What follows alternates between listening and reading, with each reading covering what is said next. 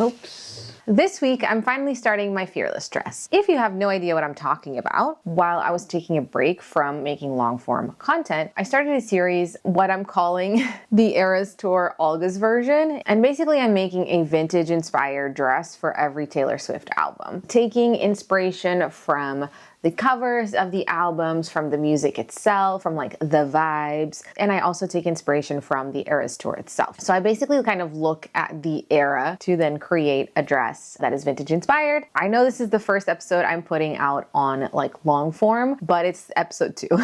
I have a playlist if you do want to watch the first one. It's all shorts, but you can watch me go from like the planning stage to mocking up and then, you know, actually sewing the dress, embellishing it and stuff. Today's episode is Fearless. So Fearless is Taylor's second album. It is still in the country kind of Western genre, but I feel like it's a little bit more mature. So I wanted to make something that wasn't as like everyday wear, something a little fancier, something a little bit more special, more polished. And I actually found a few dresses that were still like very Western inspired from like the 50s. And I felt like that was exactly what I was going for with this dress. So I got this fabric here. This is what we're going to be using. It looks way more shiny on camera than it does in real life. Yeah, that's more what it looks like. It's still too shiny. Sorry, now I'm too dark, but like it's a Shantung Dupion. So it is shiny, but it's not as shiny as it was appearing on camera. I got this from Minerva. They sent it to me for free. So yeah, that's what I'm going to be using. I will be linking this in the description. And then for the tassel,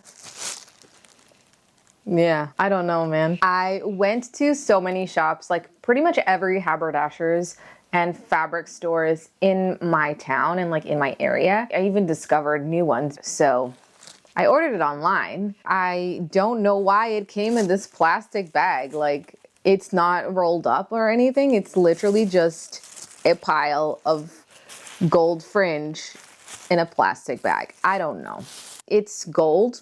It's gold fringe. I don't know what to tell you. Cannot believe I've yapped for 10 minutes already. So what I'm thinking of using for pattern and stuff, Gertie's Ultimate Dress Book. My idea was to use the strapless Sweetheart neckline bodice and the 3/4 circle skirt and then add the fringe. I have made a dress and I actually toiled it and everything, and I did all that on here on the channel, so I'll link that video. It's been like 2 years since that, so you know, bodies change and I want to make sure that I'm like making something that really fits me. So before I get started, I have to press my fabric and I have to sort out my fringe, find the end and like wrap it around some cardboard or something. I'm putting my iron in the synthetic / silk setting. This isn't silk, obviously, it's synthetic. If you go in with a hot iron on synthetic fabrics and it's too hot, you can melt the fabric, and that's not what we want. I have pre-washed this because I'm not sure if poly Shantung does this as well. Silk Shantung is notorious for shrinking, and I'm pressing this on the wrong side. I've got my fabric folded with right sides together, and it is a little slippery, so that's something we're gonna have to take into consideration when we're sewing. I'm obviously listening to the album while I work on this. So I'm using an old bedsheet for this mock-up, and I'm gonna go into my pattern stash and find the pattern pieces I need for this and cut them out of the fabric. I'm cutting the bodice as is, but for the skirt, I really just need to see if the waistband of the skirt lines up with the waistband of the bodice. So I'm just cutting around 15-20 centimeters of the skirt to test it out. I completely eyeballed this, I did not measure. Then I pin it all together while I sing off key. Standing by and waiting at your back door. So something that I think is really important when you're making a mock-up, especially when you make your first one, to know is that you are going to be picking it apart, probably. At some point, some seams, you're definitely going to have to pick it apart.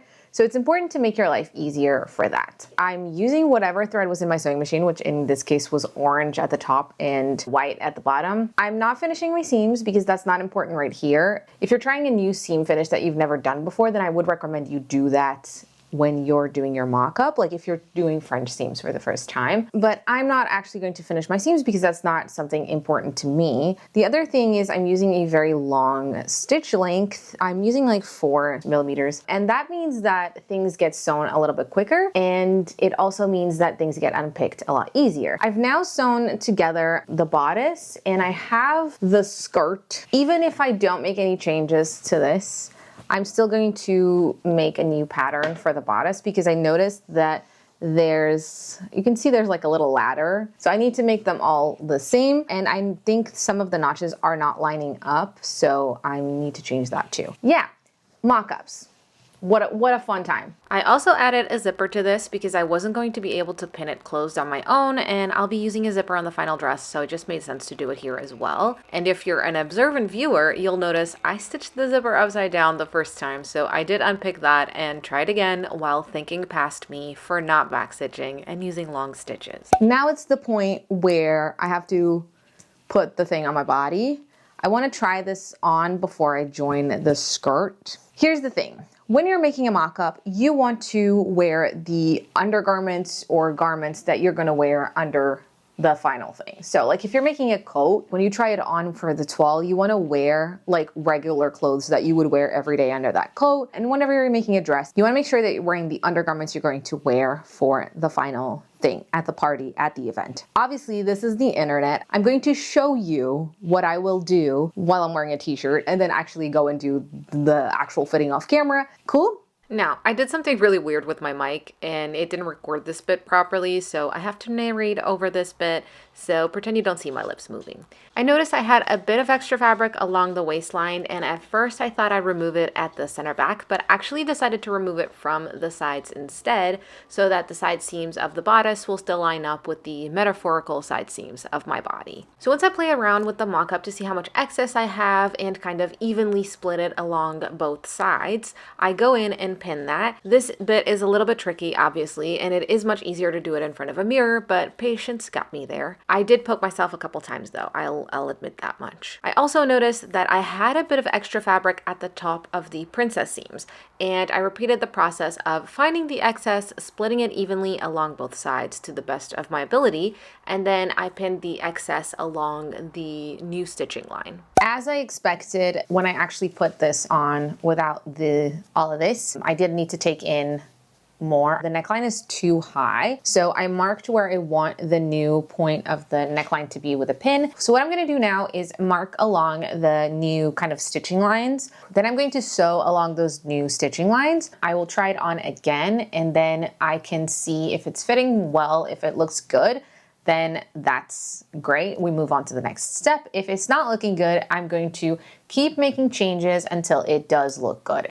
All right, well, I tried it on again. It fits perfectly. I did decide, however, that here at the middle princess seam, I'm gonna give myself 1/2 centimeter of ease. But I kind of remembered that I need to add boning, and I do have a lining to add to this. So now what I'm gonna do actually is add the skirt onto here to see if it's working, if it's fitting, if the side seams are matching. So I started pinning the two pieces together, matching the side seams and then pinning out from there. And what I found was that the front panel of the skirt was about 5 centimeters longer than the bodice, but the back panels still lined up. Weird, but it actually is super easy to make that alteration on the pattern for the skirt. Since it's cut on the fold, I just have to take 2.5 centimeters off from the fold side. Now that I have my mock-up completed, I can start picking the pieces apart to transfer the changes over to my pattern paper. First, I go over the new stitching lines again with my marker, mark the seam allowance, and in this case, I also gave myself a 1/2 centimeter extra on that princess seam, like I said before. After I cut off the excess fabric, I lay the fabric pieces over their respective pattern paper pieces and trace around the new shape.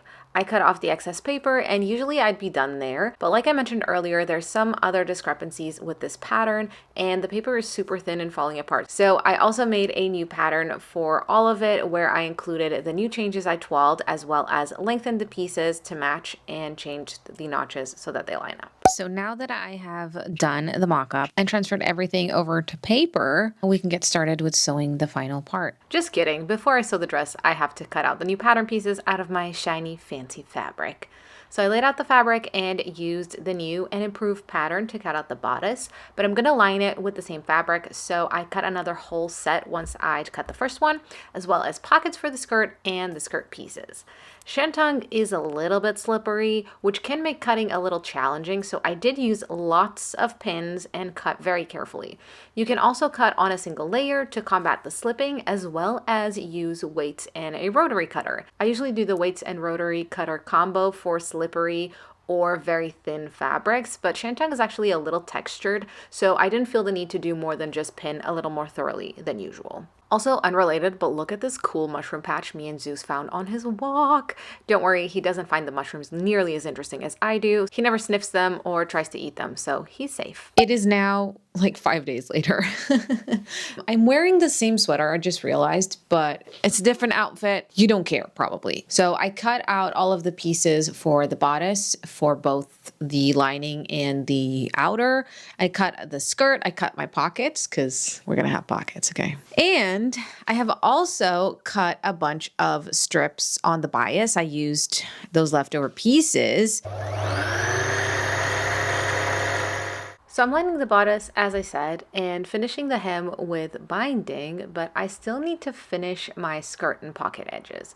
I decided to use my serger for this, mostly because I didn't feel like doing French seams. You definitely have to finish the edges of Shantung though, because it does fray a lot. I changed my serger thread for once, somewhat to make it pretty and have matching thread, but mostly because one of my bobbins had run out, so I needed to add new thread anyway. To make things easier for myself, I serged all the side seams on all the skirt panels and all around each pocket with the knife off. This way I could put the serger away after this and have extra space on my desk. With that done, I could start pinning each pocket to a skirt side seam with right sides together. Again, Shantung is slippery, so use more pins than you normally would to keep things from moving around. I also pinned all the side seams on both bodice layers so I can sew all of this in one batch. When sewing delicate fabrics like this, you want to make sure you're using a sharp needle in the correct size. I used a 70 here, but you could go smaller if you wanted. The other thing you want to do is use a smaller stitch length. I went with 2 millimeters, but if you're unsure what to use for your project, test it out on a scrap to see what settings you like best. Then it was time to sew all of those seams. Now that my seams are sewn, I have to press them. First, I pressed the pockets' seam allowances away from the skirt because I want to add some understitching here to make sure everything stays where it's supposed to. And for the bodice, I'm just pressing them open using my tailor's ham to help with the more rounded seams. I also found the clapper useful in getting my seams to stay nice and flat, which is quite common for some synthetic fabrics. For the understitching, you are sewing the seam allowance to the pocket. It's similar to top stitching in that the reason to do it is to keep stuff from rolling around, but you're doing it just on the pocket or facing or whatever you're understitching. Just make sure your seam allowances are facing the same way as the pocket and that the skirt is facing the other way, and stitch close to the original seam. Once that's sewn, you can flip the pocket to the inside and press that in place, and you'll notice it stays in the position way easier. To finish the skirt for now, I pinned the front and back panels together along the sides with right sides together, matching the seams of the pockets, and stitched the side seams as well as all around the pockets. I also closed the pocket a little so nothing falls out of them. The next thing I did was add the boning channels to one of the bodice layers. To do this, I first picked out bias strips in the right sizes and then pressed the seam allowances in on each strip of bias, again with the help of my clapper. Then I can sew the boning channels in place, and it's absolutely crucial that you're just sewing the bias to the seam allowance of the bodice so you don't actually see the stitching on the outside of the garment. When I've sewn them all, I like to stitch in the seam allowance along the waistline to close the bottom. Okay, buddy. To close the bottom of the boning channels, and bonus, this doubles as stay stitching. Now I can add the boning to the channels. You've probably seen me do this a bunch, but I'm using zip ties.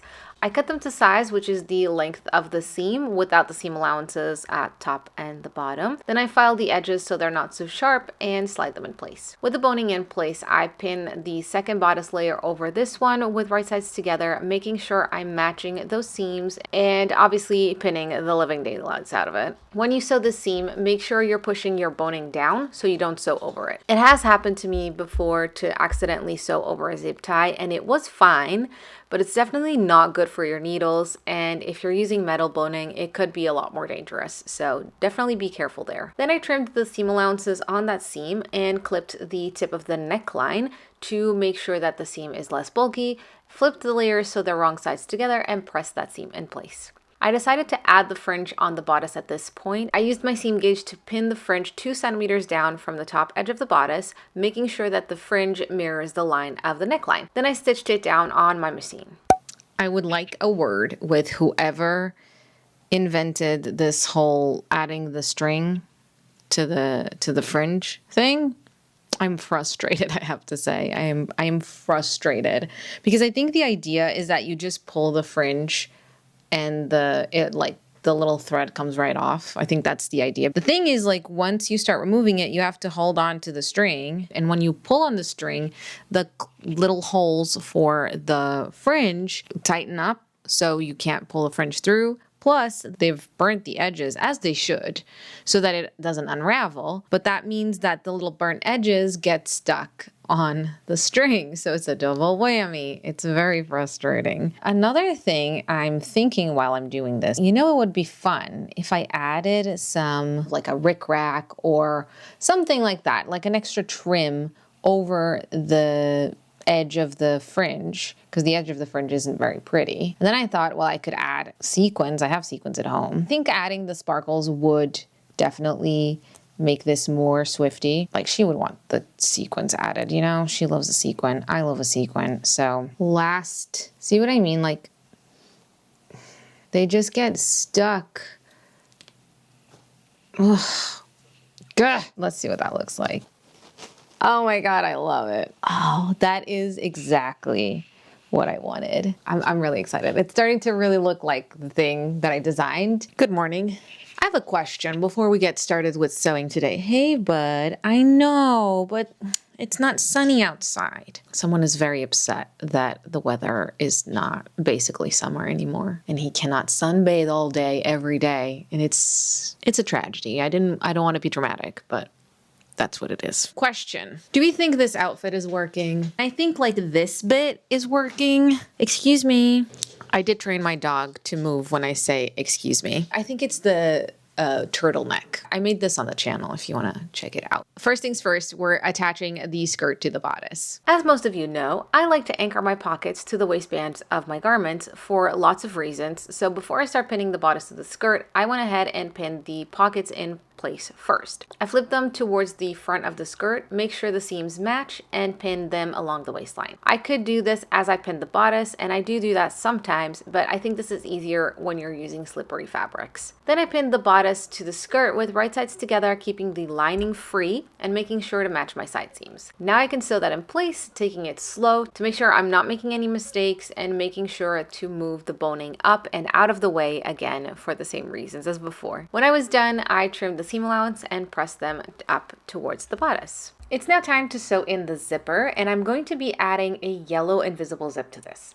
First, I kept the lining away from the rest of the garment, and I also used a magic clip to keep the fringe from getting in the way. I decided to draw the seam allowance on the fabric to make sure the zipper was perfectly positioned, since my seam allowance on this dress is 1.5 centimeters, but the zipper tape is 1 centimeter. I also pressed the zipper teeth away from the tape to make sewing it easier. Once I had one side of the zipper pinned to the stitching line, I used a zipper foot to carefully sew it in place as close to the zipper teeth as I could get.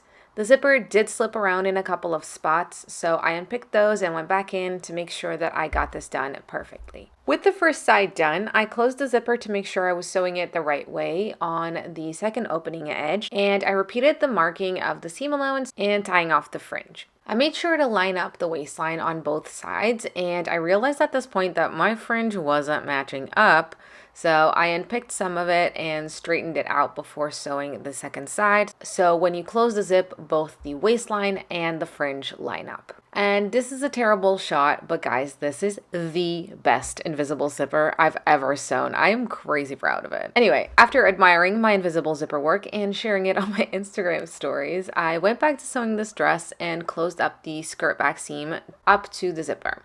When sewing this, the secret to avoiding weird bumps around the zipper is that you want the stitching line of the skirt back seam to match up to the zipper stitching lines. I pressed the skirt back seams open and took the time here also to press the seam allowance in on all the remaining free edges of the lining so that I can sew it down by hand next. So I just pinned the lining down along the zipper and the waistline, making sure the folded edge isn't too close to the zipper and covers the seam allowances and stitching lines of the waistband. And then of course I stitched that down by hand. I like the invisible finish, especially for a fancy dress like this, and the best way to achieve that is to really just do it by hand. I have finished as much of the dress as I can possibly do right now.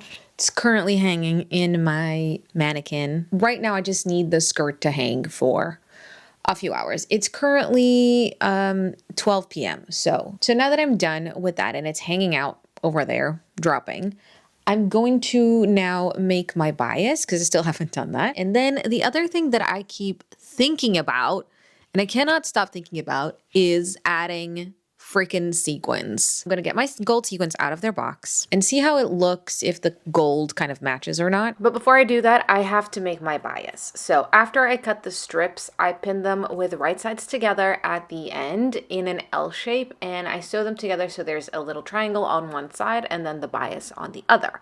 And basically I keep doing that for all of my strips. You don't have to pin them together, but I do find that if I don't, I start to get confused on the stitching direction. So I prefer to take longer prepping, but not have to unpick any of these seams.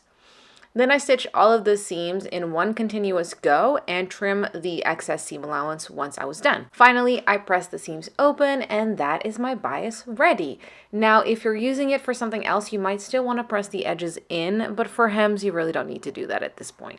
So the sequins match perfectly. Yeah, this is happening. This is happening. It looks perfect. So the plan is to sew that while the dress is on the dress form, mostly because I wanted this to keep hanging. And in case you were curious, it did take me around 3 hours to sew all the sequins to cover the fringe tape on the bodice. I did leave the skirt overnight. By the time I thought I could hem this yesterday, it was already quite late and I didn't want to do it anymore. And now I have to level out the skirt. If you've watched another one of my videos where I made a dress, you know how I level skirt. If you don't, here's how I do it. I measure the shortest point of the skirt, and I'm gonna measure that from the floor. Then I'm gonna keep measuring around and marking that all over the skirt. Some places it's going to be the same, some places it's going to be very different. There's lots of different ways you can do it. I always get comments on this. Yes, there are other ways that might seem easier to you to do this, but this is my favorite way to do it. So that's the way I'm gonna do it. I'm just adding pins along, and you don't wanna pull on the dress or the fabric. You want it to be like hanging naturally. It's kind of hard to explain. I'm like loosely holding these things here where they want to hang. Basically all the strength I'm using is to just keep the tape measure from like falling off of my hand. And then I grab the length that I need to be on the floor, and then I just mark that. Once I've marked that same distance all around the skirt, I then use the pins to guide my trimming. All right, so to hem my dress, I first stitched the bias all around the hem with right sides together. Then I trim the seam allowance and move over to the iron to press the bias and the seam allowance away from the skirt. Next, I flip the bias to the wrong side of the skirt and press again.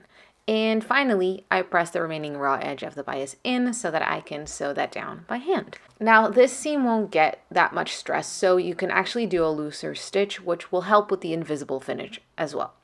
All I'm doing is picking up a thread of the fabric of the skirt and loosely pulling my thread when going through the folded edge of the bias. With my hem complete, I could pin my first layer of fringe where I wanted it to be in a sort of wavy pattern, and then pin the second layer of fringe using the first one as a guide. I stitched all that fringe in place and decided to add sequins to the fringe tape on the skirt as well, which took 2 full days and a bit of sewing sequins by hand, one by one, and even required an extra visit to the craft store to get more sequins. But I was finally ready for the reveal.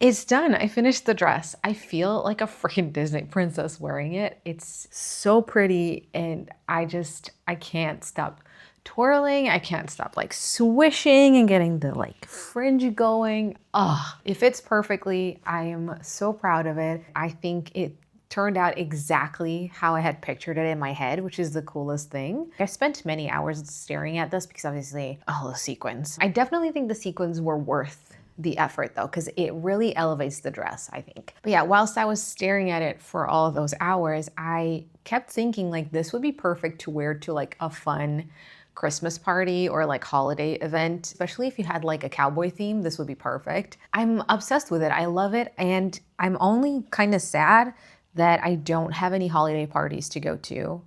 So I can't actually wear this to any occasion anytime soon. Another thing that I realized actually today while I was putting it on is kind of like the storage situation for this. So I wish I had added those little ribbons that they put in store-bought clothes so you can hang them. So that's something to keep in mind next time I make a strapless gown. I could go in now and add the ribbons by hand to the lining. It's not a huge deal, just something to think about. I hope you enjoyed the video and I hope you are looking forward to more sparkly dresses in the future because we still have 10 more to go. Whilst this is a series and I do have the fabric for my next dress already, I do think I'm gonna take a few videos break because these dresses are very time intensive because obviously it's like specialty fabrics, it's glitter, it's sequins. In the debut dress, I did a lot of embroidery. There's always a mock-up involved. These dresses are very time intensive. I love doing them and I am really excited about this series.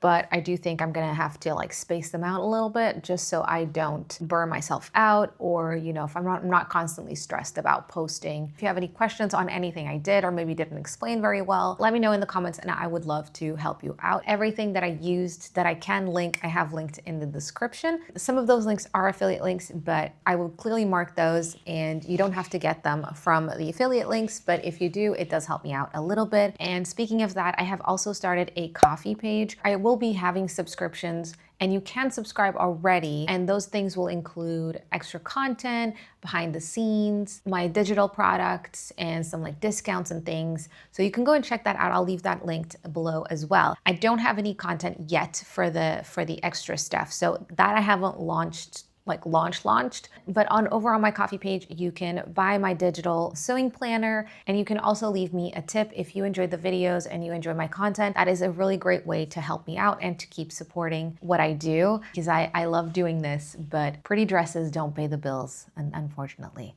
If you enjoyed the video, please leave it a like and maybe consider commenting. You can also follow me on Instagram and TikTok. I post on there pretty much every day. If you haven't already, you can also consider subscribing to my channel, but I'm gonna stop yapping now and go get warm. So I will see you in my next video. Bye.